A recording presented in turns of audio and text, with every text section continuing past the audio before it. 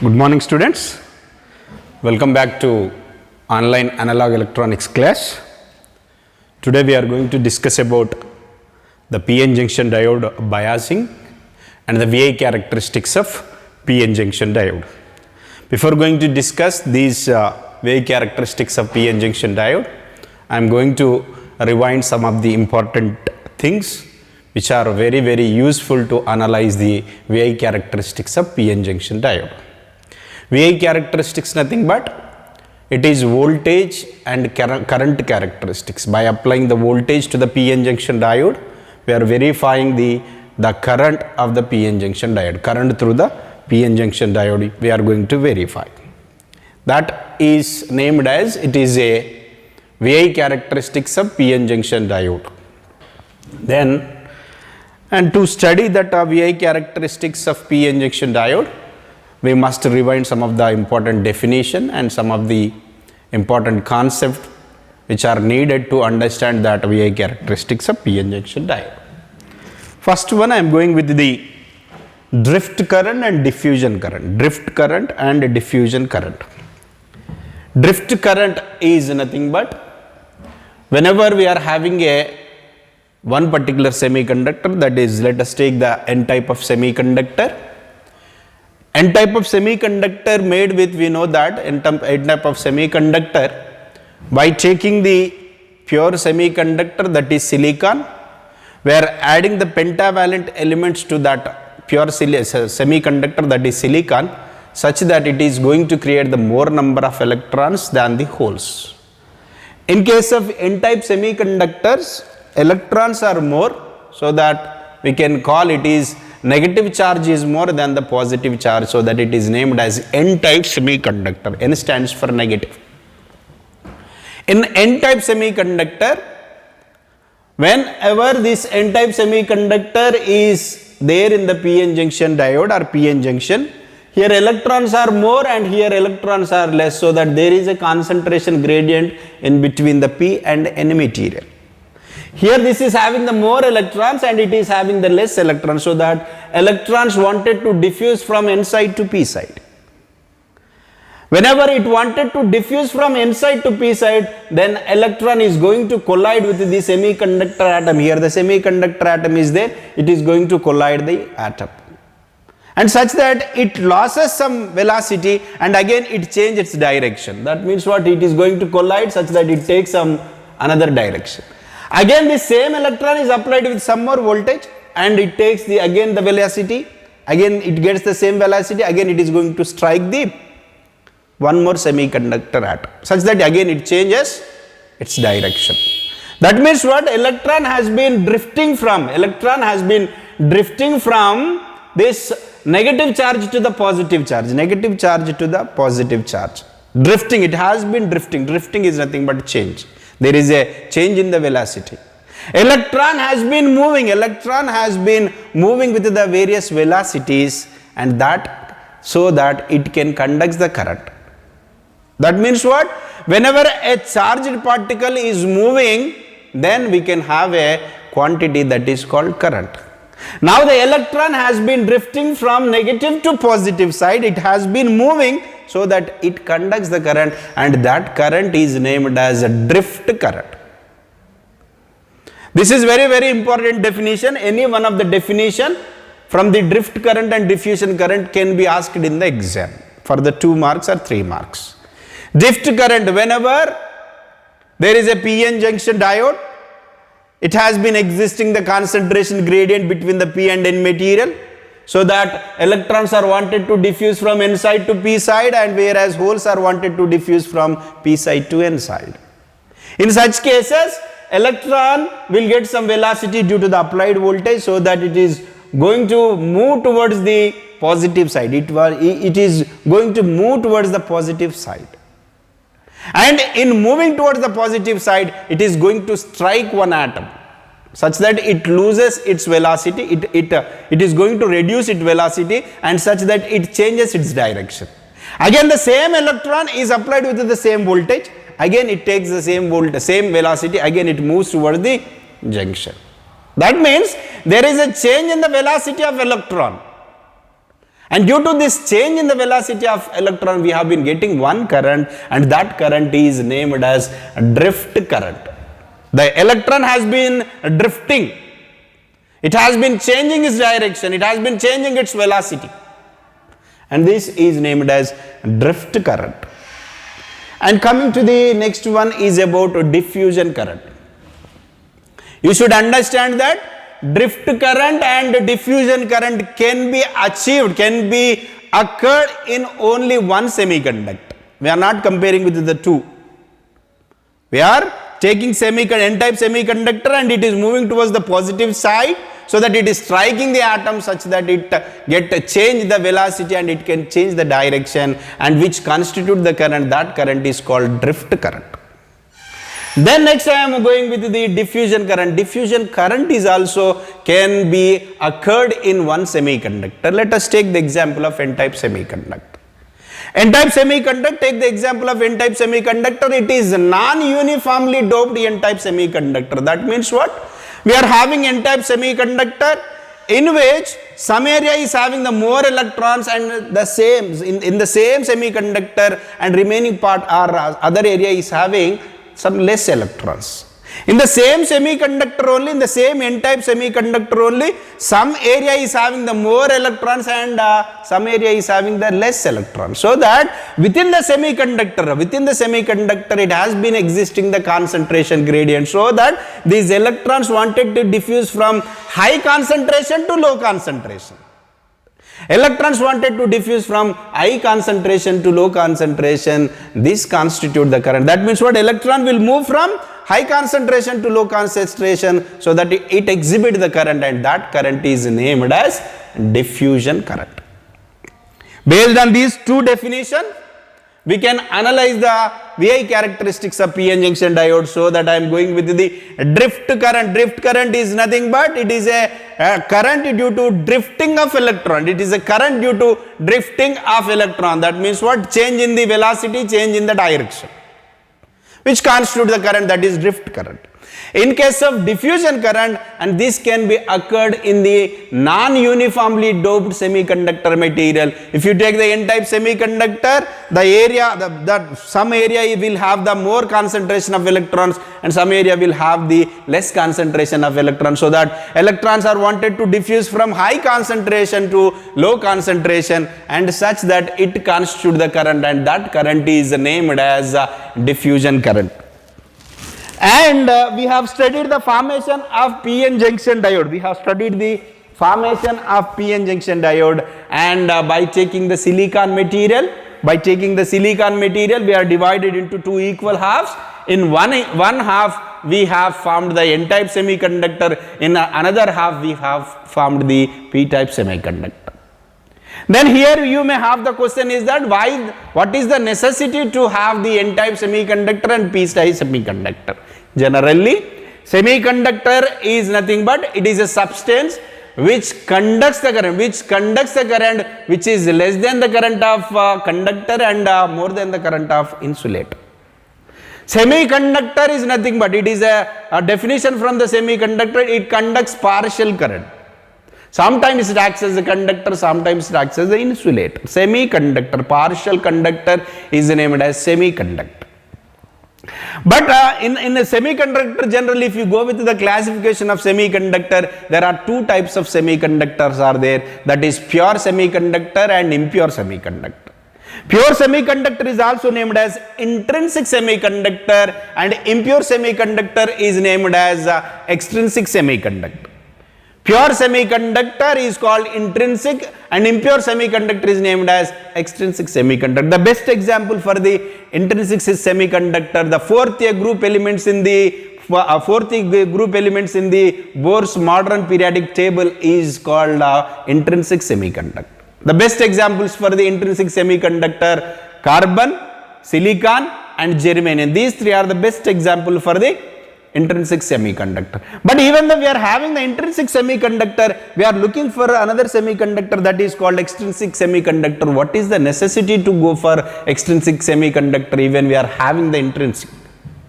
Because in the intrinsic semiconductor, that means in silicon, germanium and carbon, we can get the conductivity is limited. They can offer the limited conductivity. The silicon, carbon and germanium offers very limited conductivity. In order to improve the conductivity, and we are looking for another semiconductor that is called extrinsic semiconductor.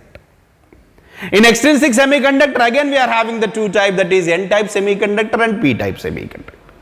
Extrinsic semiconductor is also named as impure semiconductor. That means what? We are taking the pure semiconductor and to which we are adding some impurities so that it will get impure. We are taking the pure semiconductor, that may be silicon, germanium or carbon. By taking these semiconductor, we are adding some impurities such that this will convert into the impure. By converting that is into the impure, we are getting the more conductivity than the pure semiconductor. By adding the impurities to the pure semiconductor, we will be getting the two types of semiconductor, which are nothing but N-type semiconductor and P-type semiconductor. By taking silicon, last class I have explained, by taking the silicon, we have added the pentavalent element which is having the 5 valence electrons. Whereas silicon is having the 4 valence electrons and 4 to 4 take the covalent band, 1 electron will be empty and this electron acts as free electron.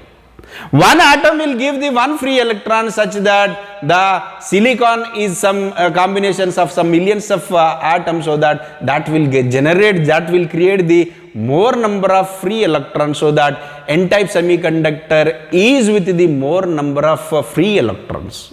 In such case, that electrons are named as majority charge carrier. In case of N-type semiconductor, electrons are more, so that electrons are named as majority charge carrier.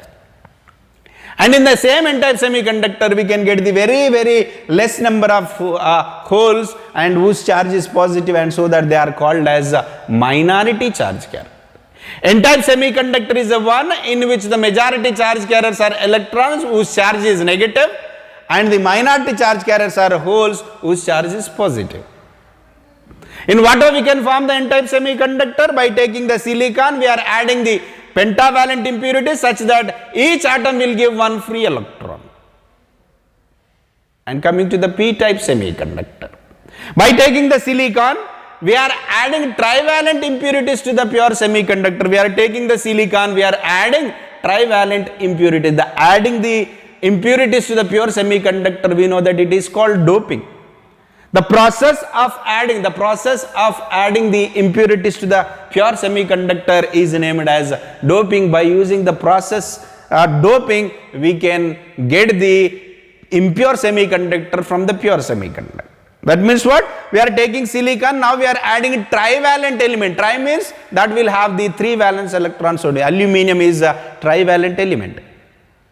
So that it is having the 3 valence electrons, where the silicon requires the 4 valence electrons, and so that 3 to 3 makes the covalent band. 1 electrons require 1 more electron to make the covalent band to get the stability.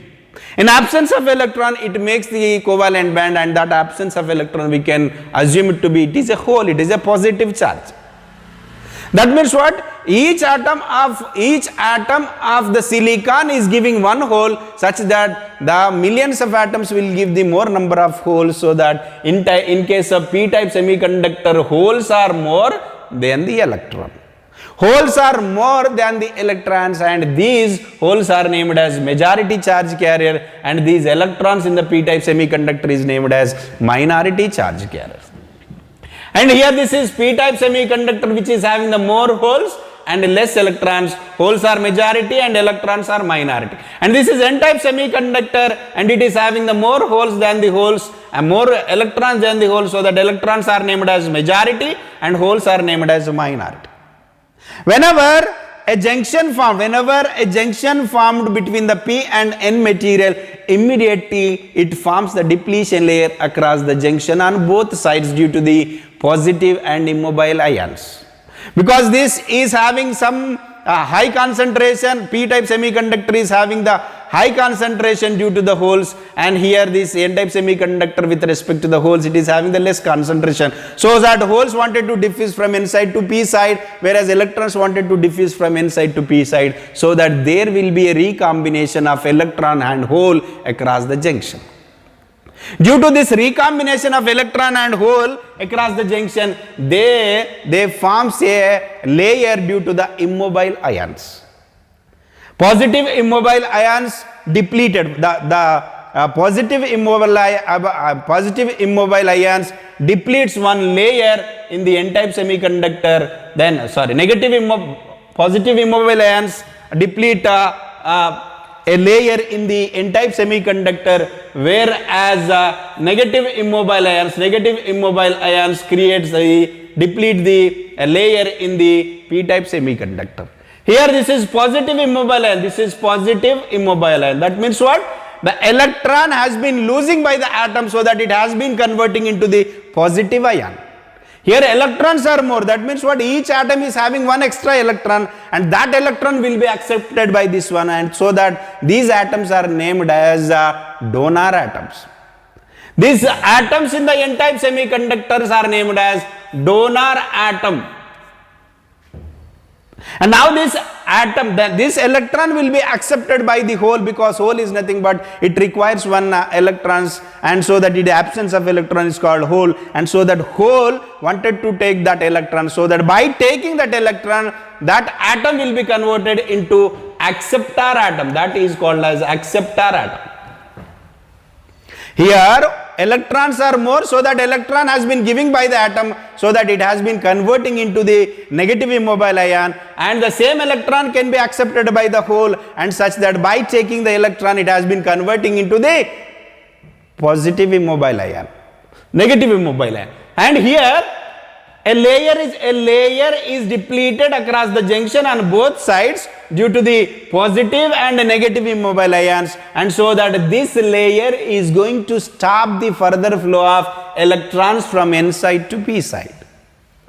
This layer and this region is going to stop the further flow of electron from n side to p side, so that there is no momentum in the charge until the depletion layer remains across the junction. Until the depletion layer remains across the junction in the p-n junction, there won't be any movement of charges from n side to p side or p side to n side. And this phenomenon is named as formation of depletion layer. The formation of depletion layer is very, very important in the examination point of view.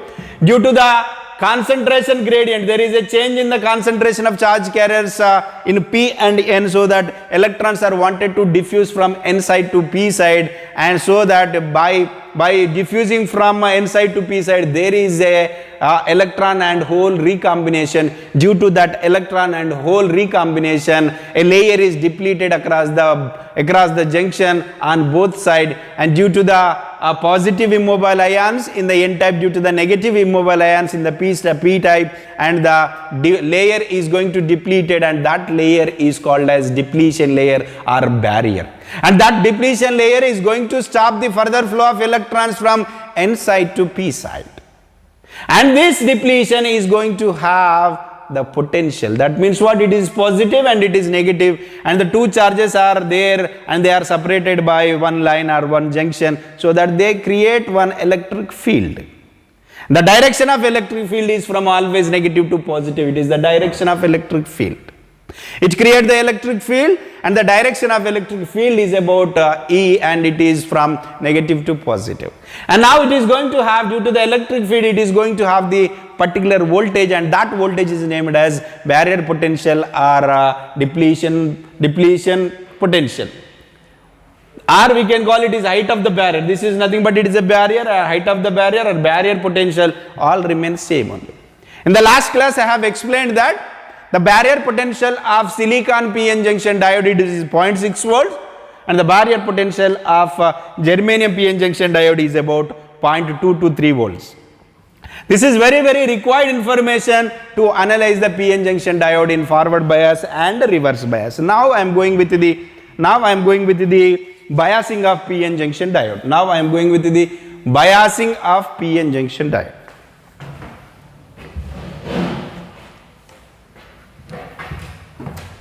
This definition, drift and the diffusion current is completed. Then I am going with the biasing of p-n junction diode. Not only biasing of p-n junction diode, in general, what is biasing?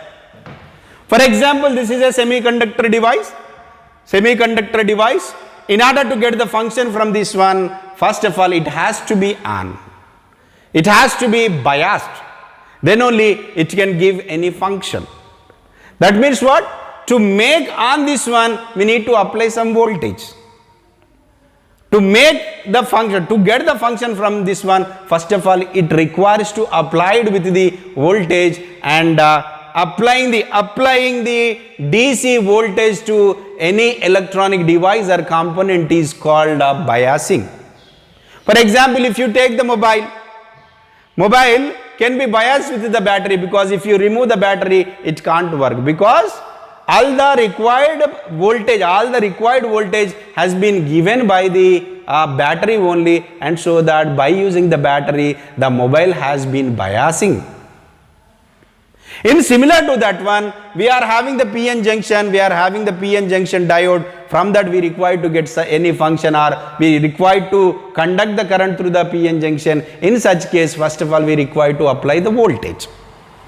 And here biasing is nothing but applying external DC voltage to any electronic component or device is named as biasing. We are going to apply some voltage, external voltage to the p-n junction diode or semiconductor device or semiconductor component, such that we are going to examine, or such that we are going to expect some function from that. And so that now it is a p-n junction diode. Until unless we connect this is into some other electronic circuit, we can't get any function from this one. That means what?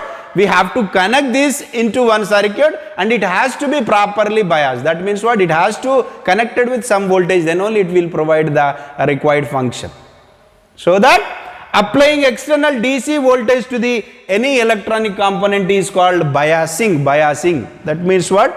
We are having the Pn, this is a P material, N material, and Pn, and it is a junction, the meeting point, common meeting point between the P and N. It is a junction, and it is diode. Diode stands for what? Di plus electrode. Di is nothing but two electrodes are nothing but anode and cathode. You must remember that an electrode which is connected to the more positive, then that is called anode. The electrode which is connected to the more negative, that is called cathode. The electrode which is connected to the more positive is anode, and so that the electrode which is connected to the more negative is cathode, so that A can be plus and cathode can be negative. Likewise, we can define the anode and cathode of a p-n junction. So we have to study the biasing of the p-n junction diode, and we know the definition of the biasing of the p-n junction diode. Connecting external DC voltage to any electronic component is called biasing, and so that I am taking the p-n junction now. P-n junction, this is P-n, and it is a junction. This is P material, and this is N-type semiconductor. In between P and N, we are having a junction. Across the junction, we can have what? Depletion layer. We can have, this is a depletion layer. Across the junction, we can have the depletion layer. The electrode which is connected to the more positive is anode. The electrode which is connected to the more negative is called cathode. Now we have to, this is a diode, this is a p-n junction diode. We have to make a biasing of, we have to make the biasing for this p-n junction, and biasing is nothing but what? Applying external DC voltage to the any electronic component. Now the electronic component is what? It is electronic component is p-n junction. Now we are applying the voltage. And there are the various representation for the DC voltage, and this is I am going with the representation of DC voltage. Applying external DC voltage to the p-n junction diode is called biasing. And here this long wire indicate the positive and short wire indicate the negative. And here this is a voltage and it is a DC voltage. Then when the positive of the battery is connected to the anode and the negative of the battery is connected to the cathode, then that particular biasing is named as a forward bias. Here you should remember that biasing is nothing but applying external voltage to the PN junction diode, or applying external DC voltage to the any electronic component is called biasing, and this is external voltage, DC voltage, and it is a semiconductor diode. And so that we are going to connect this one. In what way we can connect? We can connect in two ways, either positive to positive or positive to negative. So that when the positive of the battery is connected to the anode of the PN junction diode, and obviously cathode is connected to the negative of the PN junction diode, then that case that is called as forward bias. This biasing is named as forward bias. Forward bias of PN junction diode. PN, and it is a junction and it is a diode which is connected as such that the anode is connected to the positive terminal of the battery, cathode is connected to the negative terminal of the battery, and that biasing is named as forward bias. If you know about the forward bias, you can easily define what is the reverse bias. Reverse bias, simply changing the terminals of the battery, reverse bias. That means what we are taking? We are taking same PN junction diode. We are taking the same PN junction diode. Instead of drawing the another one, I am going with the same one only. And this is PN junction diode, to which we are having one voltage, and we are connecting some external voltage. For the anode is nothing but positive, and the cathode is nothing but we can treat as negative. Now this anode of the PN junction diode is connected to the negative terminal of the battery, and cathode of the PN junction diode is connected to the positive terminal of the battery, and then that biasing is named as it is a reverse bias. It is a reverse bias. Now we have to go with the operation of forward bias PN junction diode and reverse bias PN junction diode. Operation is nothing but what? Now we have biased the forward bias and reverse bias. In forward bias, by applying the various voltages, we require to study what is the current through the PN junction diode in forward bias. In reverse bias also, by applying the various voltages, by applying the various reverse bias voltages, we require to study what is the current through the PN junction diode. And that is nothing but indirectly we are going to study the relation between voltage and current. And that is nothing but verifying the Ohm's law of the PN junction diode.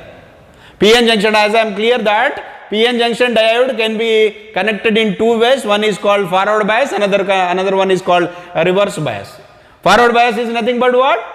The anode of the PN junction diode is connected to the positive terminal of the battery, and the cathode of the PN junction diode is connected to the negative terminal of the battery. In that case, that is called forward bias. If you simply exchange the terminals, then that is called reverse bias. Anode of the PN junction diode is connected to the negative terminal of the battery, cathode of the PN junction diode is connected to the positive terminal of the battery, then that is called reverse bias.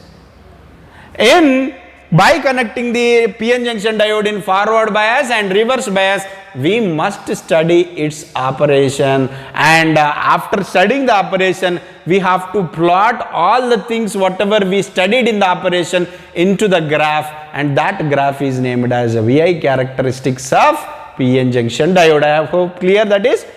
By connecting the PN junction diode in forward bias, we have to study the operation. By connecting the PN junction diode in the reverse bias, again we have to study its operation. Operation is nothing but by applying the various voltages, we have to study its current. By applying the various voltages in the reverse bias, we have to study its current.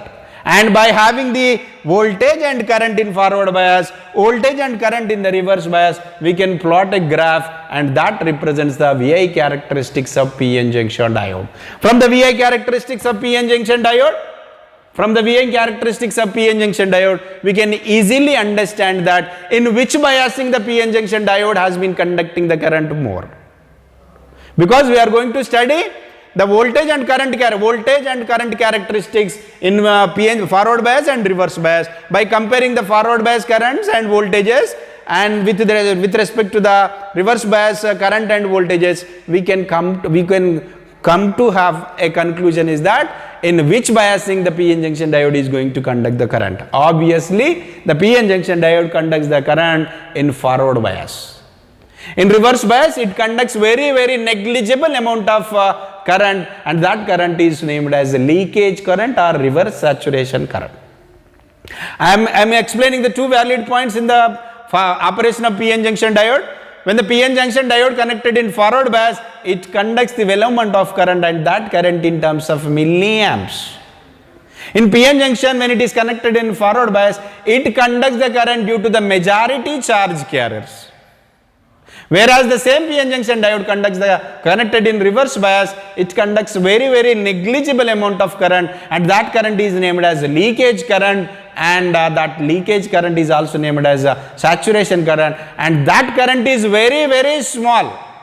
It can be negligible, and that current in terms of microamps, and we can approximately make that equals to 0. And with these two conclusions, I am going to close this session. PN junction diode conducts the well amount of current in forward bias, and it won't conduct the current in reverse bias, so that based on this application, PN junction diode can be used as a switch. Whenever it is conducting the current, we can assume that state is on.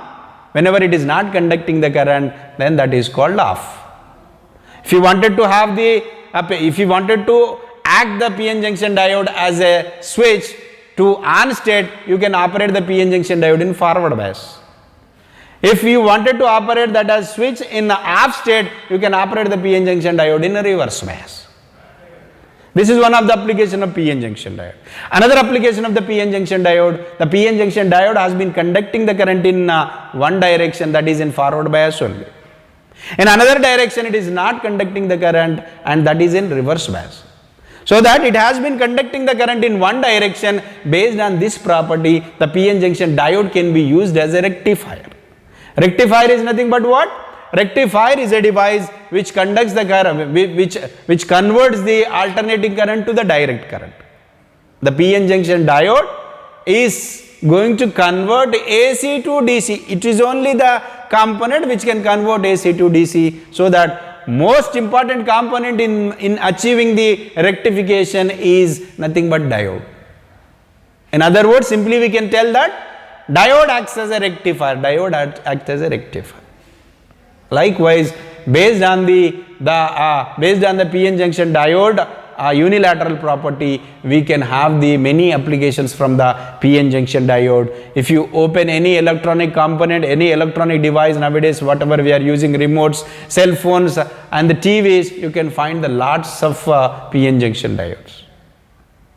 And not only the PN junction diode, and you can find the variety of diodes like Zener diode, tunnel diode, LEDs, LCDs, you can find the variety of diodes. But our intention not to study all those things. In the first unit, we are going to study only two things, what is PN junction diode and the Zener diode. In the next class, I am going to explain the VI characteristics of PN junction diode that can be asked for directly 10 marks. It is very important. One of the important question we can expect in the exam from the first unit, that is called VI characteristics of PN junction diode. In the next video, I am going to share the VI characteristics of PN junction diode by examining the PN junction diode in the forward bias and reverse bias. Thank you, students.